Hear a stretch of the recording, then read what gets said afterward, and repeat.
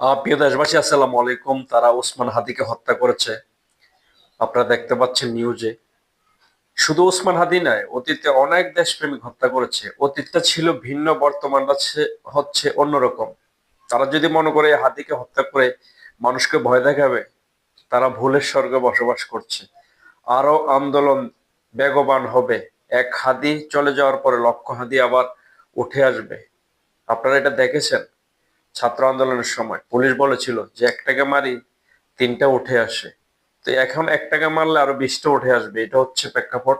তাদের উচিত সামনে আরো হত্যা না করে ক্ষমা চেয়ে বাংলাদেশের জনগণের সাথে মিশে যাওয়া বা সম্পর্ক গড়া।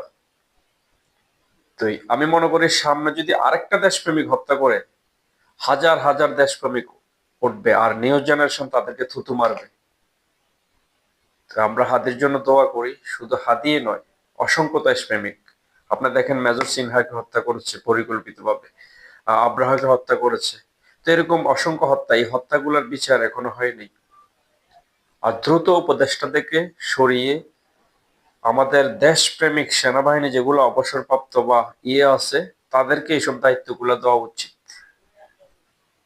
ধন্যবাদ সবাইকে।